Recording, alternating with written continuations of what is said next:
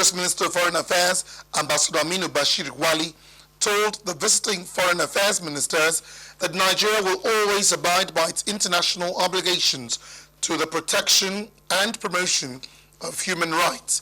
He said the government is committed to the conduct of free, fair, and credible elections in 2015. We have come of age, particularly with the leadership the president gave in terms of the fight against Ebola.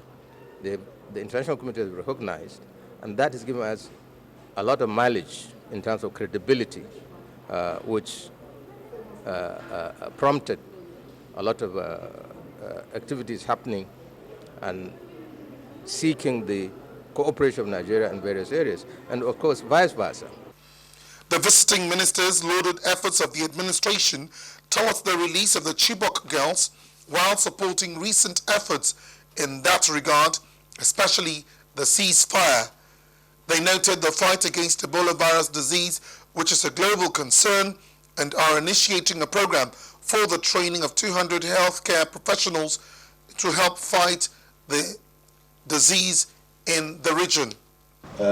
We intend to mobilize all the forces of Europe in order to help, whether this happens in Europe or abroad. And we shall work on that in the coming days, and we shall propose that to all our European colleagues. The German Foreign Affairs Minister spoke through an interpreter. Nigeria, sondern die gesamte Region. But dear colleague, I do know that you are not only preparing elections here, but that you are facing a huge task in the fight against Boko Haram, a terrorist group that is spreading fear in the north of the country. And this is a threat not only for your country, but for the entire region. The meeting also drew attention to the need for more support towards border management to curtail illegal movement of persons, to check insecurity and health hazards. In Abuja, Oku Ekpayong, NTA News. As part of efforts to boost trade relations between Nigeria and Britain, a leading business executive embarked on a self-sponsored 5-day tour to the United Kingdom to understudy the standardization process of exportation of goods from Nigeria to other parts of the world. Hawa Yusuf Funtua reports.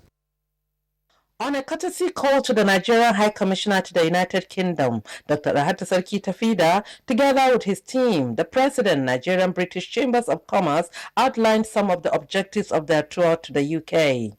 Nigeria has to recognize that when you get into export trade, you are operating on the international platform. So the first thing is to know what the rules are. Responding, the High Commissioner emphasized on getting the backing of the federal government, who is very keen in penetrating the European markets in its exports drive. We should work hard ourselves. The government in itself, again, is doing everything possible to diversify. In an interactive session, observations were made in the areas of preservation, packaging and labeling of products for exports, as well as compliance to practice ethics, which Mr. Adefulu and his UK network partner, Mr. James Houston, said they would not be dissuaded by any form of challenge in their bid to promote and grow export initiatives. The delegation visited Nottingham and Leicester as part of the study tour to attend seminars, symposiums and networking in the UK. From London, Hawa Yusuf Funtua, NTA News. Still on innovations, as part of efforts to further strengthen the growth enhancement scheme of the Nigerian government, which gives farmers direct access to input through their mobile phones, the World Bank is supporting the initiative with a program tagged Touch and Pay using unique offline technology. Musa Babaliu has the details. The Touch and Pay initiative introduced by the World Bank has been developed to support farmers who have no access to mobile phones to be able to redeem their input from agro-dealers through the Growth Enhancement Scheme of the federal government. The pilot project is presently being implemented in Sokoto and the federal capital city of Abuja, targeting over 500,000 farmers. Through the support of the World Bank, developed a fertilizer quality control bill so that we can actually trade fertilizers from Nigeria into others, and we can, if we have to import fertilizer from others, but at least the quality is controlled. The program has so far received recognition from other African countries and is being promoted by the African Fertilizer and Agribusiness Partnership. The World Bank is now trying to promote knowledge exchange, and we have now a new structure where we want to have the best of each country being shared with other countries. So this is a particular case where Nigeria is sharing its own experience that can be replicated not only in Africa but also in other African countries. Apart from boosting the food production of the country, the platform will also strengthen the data collection of farmers nationwide. In Abuja, Musa Waba Aliyu, NTA News. Still talking about food production, the present administration is determined to regain Nigeria's global position in cocoa production and also enhance the economy of the nation. Correspondent Basi Taekman reports that the Minister of Industry, Trade and Investment, Olusegun Aganga, said this at the 2014 Cocoa Summit in Abuja. Before independence, research shows that cocoa generated 90% of Nigeria's foreign exchange earnings. Despite cocoa's importance in the years past, the sector recorded a decline after the oil boom of the 1970s. However, Nigeria still produces 300,000 to 350,000 tons of cocoa a year and exports 96% of the cash crop. This is the reason for the 2014 Cocoa Summit with the theme, Cocoa Value Addition in Nigeria, which is aimed at taking Nigeria back to those days when cocoa was the main money earner for the country. It is clear that transforming the cocoa industry is an issue dear to us all. And I assure you that it is both a priority of the Nigerian government. The renewed boost in cocoa production under the agricultural transformation agenda has led to the expansion of non-oil export earnings from cocoa from $900 million in 2012 to $1.2 billion in 2013, and we expect that that will grow to about $1.3 billion in 2014. Speakers at the forum regretted that Nigeria, which is the fourth cocoa-producing country, only exports without an industrial sector, stressing the need to redefine the cocoa value chain and to enhance the economy of the nation. Policy. And we believe that the first thing to industrialize is certainly to attract foreign investments. So EPA will be a tool to contribute to attracting foreign investment, in particular from Europe, in Nigeria. So it's as simple as that. Now, we need to also, within ourselves, not let government design for us what I call self-governance rules of engagement. We also need to enhance the entire value chain from research to consumption. Cocoa production, they noted, can make a statement and put Nigeria in the path of unparalleled transformation, hence the need to pay attention to the sector. The Minister of Agriculture and Rural Development and that of Industry, Trade and Investment were recognized for their development in cocoa sector. Now from agriculture to other matters. The Federal Civil Service Commission is set to promote online examination in order to maintain neutrality and meritocracy. The chairman of the commission, Joan Ayo, said this while interacting with the media on the conduct of the 2014 Directorate Cadre Promotion Examination. Correspondent Emmanuel Ayimiro has a report. The focus of the chairman and the commissioners of the Federal Civil Service Commission is to encourage hard work, prevent stagnation and distortion which previously bedeviled the civil service. Such stagnation is against the core mandate of the Commission, which seeks to achieve professionalism, patriotism, integrity and accountability in every chosen career. The chairman of the Commission, Joan Ayo, says promotion examination is now an annual affair. A total of 3,273 candidates participated in the 2014 promotion exercise, as against 4,493 that we had in 2013. Out of this number, for 2014, 1,917 candidates were successfully promoted, as against 2,672 in 2013. On the issue of quota system, the chairman says the principle of meritocracy will determine who occupies a particular position, as there will be a chance for candidates to sit for exam if unable to pass in the previous exercise. In Abuja, Emmanuel Ayemiru, NTA News. You're watching NTA International News, reaching you from Abuja, Nigeria. For a review of the major stories, you heard that after 2 days of Christian pilgrimage to Israel, President Goodluck Jonathan returned to Abuja this morning. We told you that following the successful containment of the Ebola virus disease, a joint action of a German, France, Nigeria partnership against Ebola, politics and security has been created. This is a fallout of a tripartite meeting held between ambassadors of the three countries. Coming after the break, capacity building workshop for teachers on early childhood care education opens in Abuja. And the world mourns the killing of South African goalkeeper. Stay with us for these and others.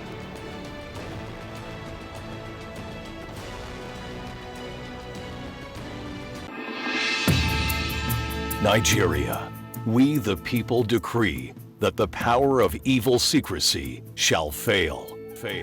All Nigerians should understand that a divided Nigeria can only mean catastrophic consequences for the entire black race. We all African countries count on you, and you are our beacon of hope. That when Nigeria sneezes, all of us will catch cold. All of us who look to Nigeria for lessons and inspiration never cease to thank God for this wonderful gift to Africa. Nigeria enjoys the respect, the admiration, the friendship, and the hope of an entire continent. The powerhouse of Africa. Nigeria. Unite and build Nigeria. God bless Nigeria. A message from protectors of Nigerian posterity.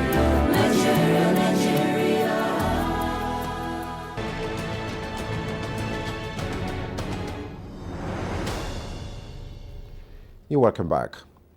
A 5-day capacity building workshop for teachers on early childhood care education has opened in Abuja. The Executive Secretary of the National Commission for Colleges of Education, Professor Mohammed Ibn Junaid, says the workshop is part of efforts to develop teachers' capacity on best global practices of using indigenous early childhood care and education modules for successful implementation of NCC's ECCE curriculum. Early Childhood Care and Education, ECCE, as a new approach, uses indigenous local languages and cultural values to prepare children aged 0 to 6 for formal education and for life.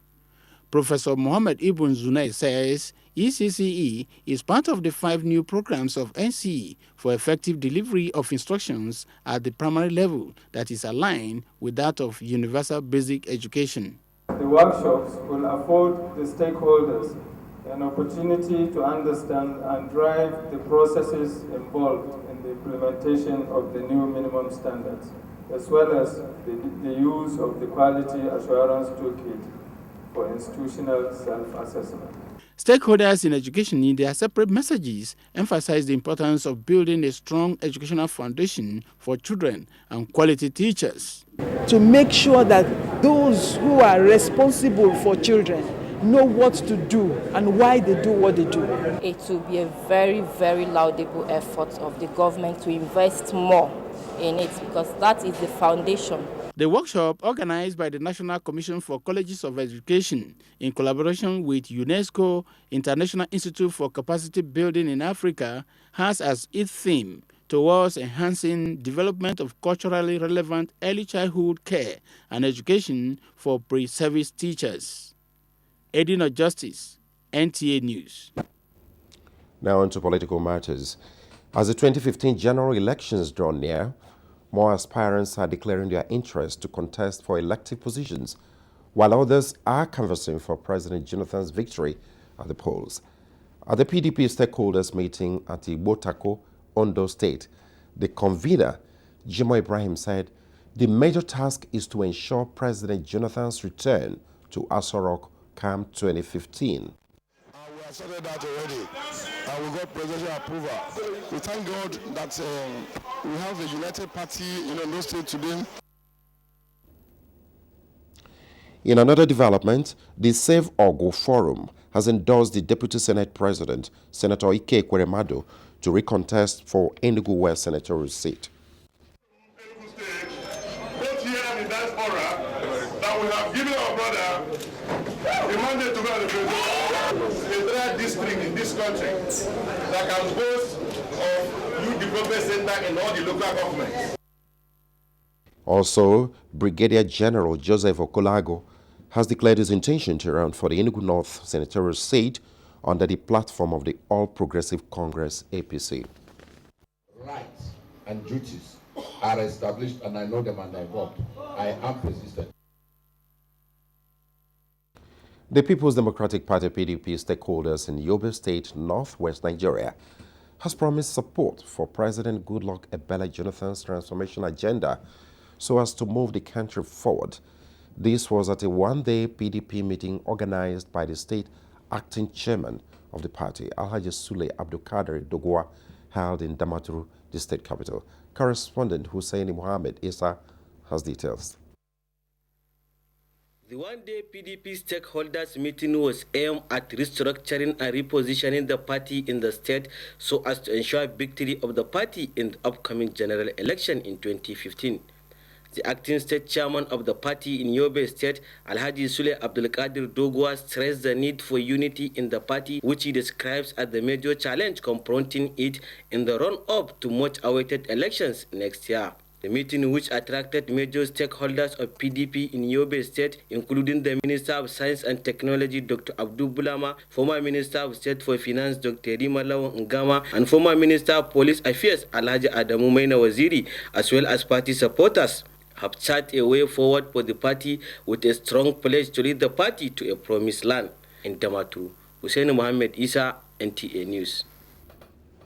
Now on to foreign news. Brazil re-elects President Dilma Rousseff, and South Korea prosecutors seek death penalty for captain of Ferry One. Details of these and more with Ediago. President Dilma Rousseff has promised to reunite Brazil after narrowly winning re-election for a second term in office with 51.6% of the vote. The vote splits Latin America's biggest country almost evenly in two along lines of social class and geography. Whereas Dilma Rousseff, who has been in power since 2010, remains popular with poor Brazilians due to her government's welfare programs. Ukraine's president and prime minister are set to publish a draft coalition agreement after an apparently sweeping victory for pro-Western parties in Sunday's parliamentary elections. With half the vote counted, President Petro Poroshenko's bloc and the party of Arsenin Yatsenyuk were neck and neck with more than 21% of the vote each. Both men said they expected other parties to join their coalition talks. South Korean prosecutors are seeking death penalty for captain of the Seaway ferry, which sank in April, killing more than 300 people. The prosecutors said the captain, who is charged with homicide, failed to execute his duty. The call came as they concluded their case in a trial which began in June. The sinking sparked nationwide grief and led to severe criticism of both safety standards and government's handling of the rescue operation. Many of those who died when the ferry sank were teenagers on a school trip. Ede Awu, NTA News. Nigerian International Badminton Championship has ended in Abuja as the world mourns the killing of South African goalkeeper Senzo Meyiwa near Johannesburg. Fisayo Gunfuyi has details.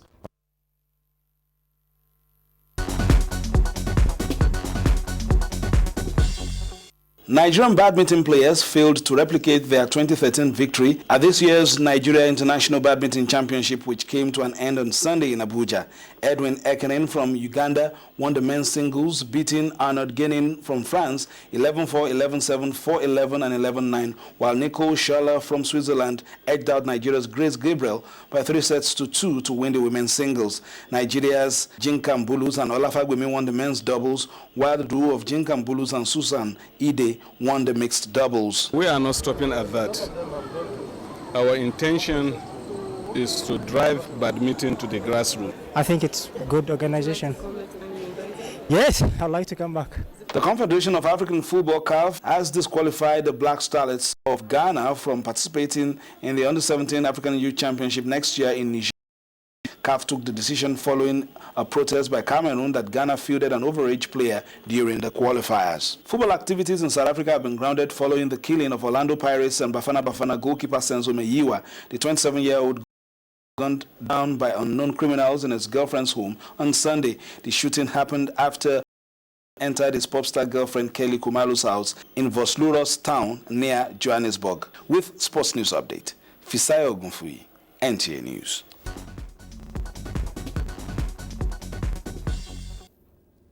And just before we go, a look at Tuesday's weather forecast.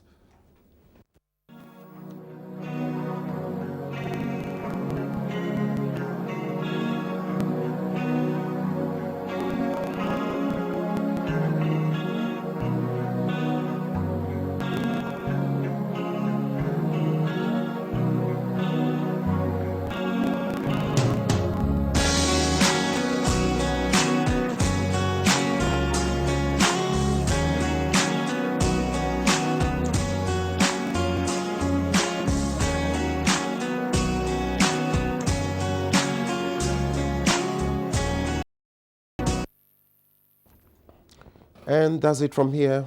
Thanks for being there.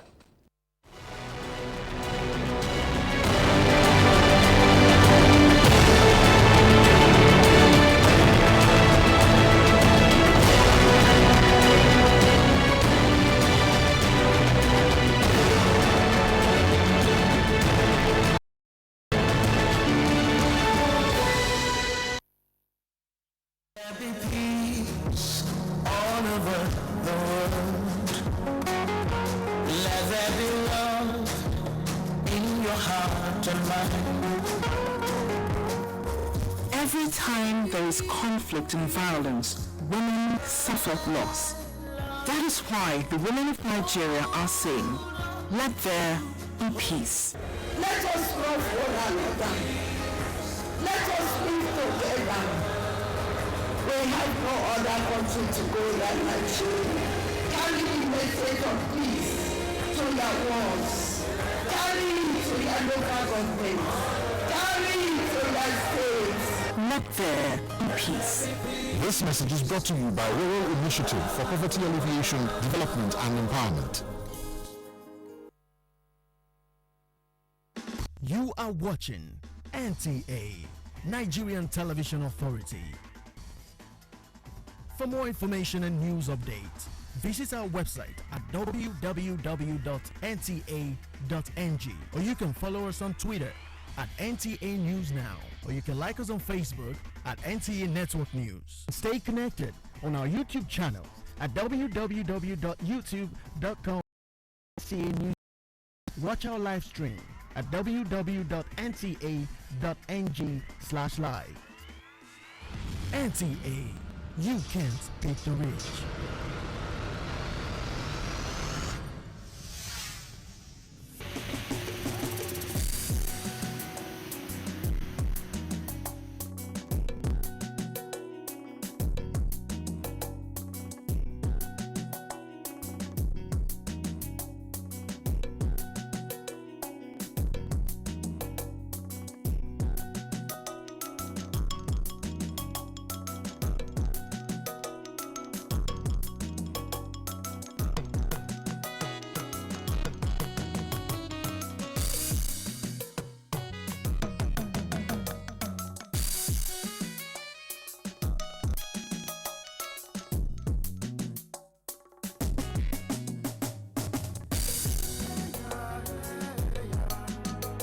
fascinating Nigeria.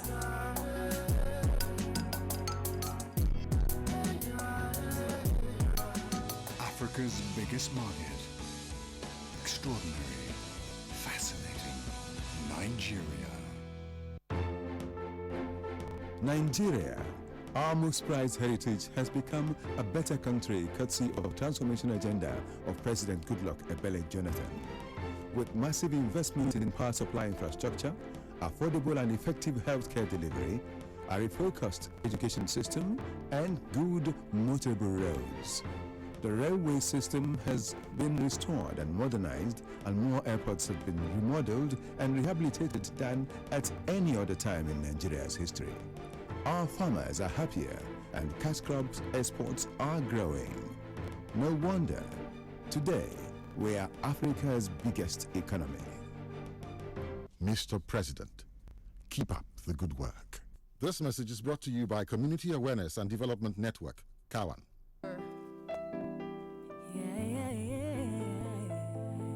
I thank you. Yeah. Thank you, Muhammad. Thank you, Emeka. Thank you, Sade.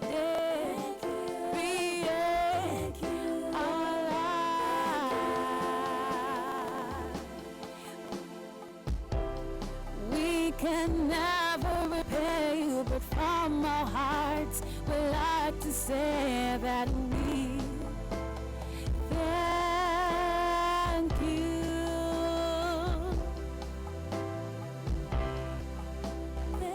Our soldiers, our ratings, our airmen, our officers. We can never repay you, but from our hearts we like to say that we thank you. We can never repay you for the legs lost. We can never repay you for the arms lost.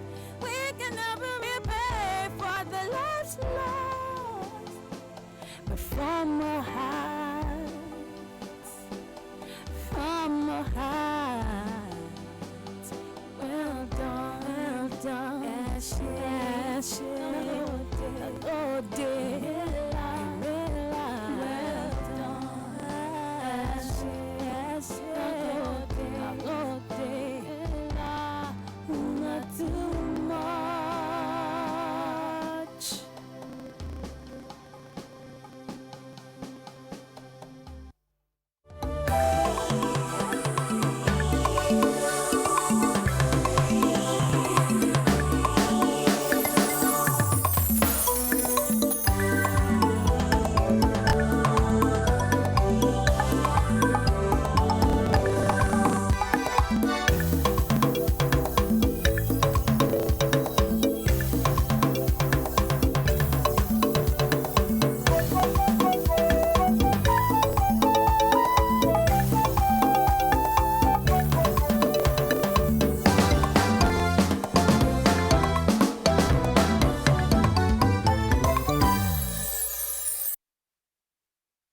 Poverty is one of the major challenges confronting most countries, including Nigeria.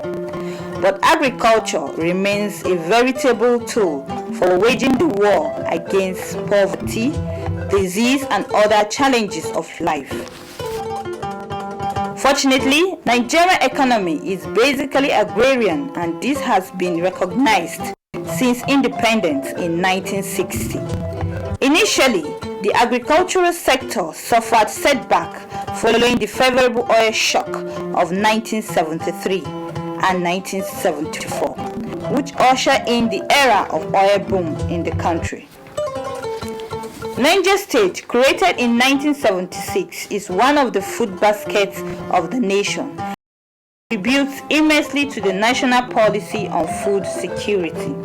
She covers about 85,000 square kilometers, representing about 10% of the country's land mass, out of which 2.3 million hectares are under cultivation. 80% of over 4 million of the state are involved in farming, growing more than 6 million tons of different types of crops annually.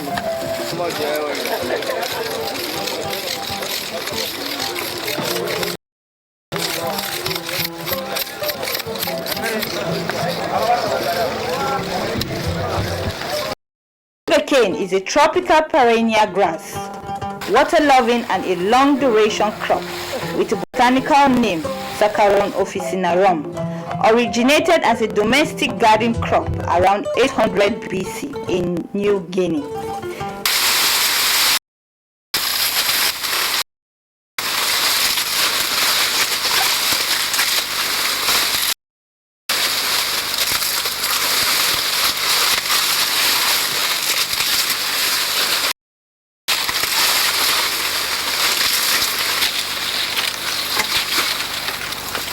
Sugarcane was first introduced into Nigeria by European settlers in 15th century, and since then it is widely grown in all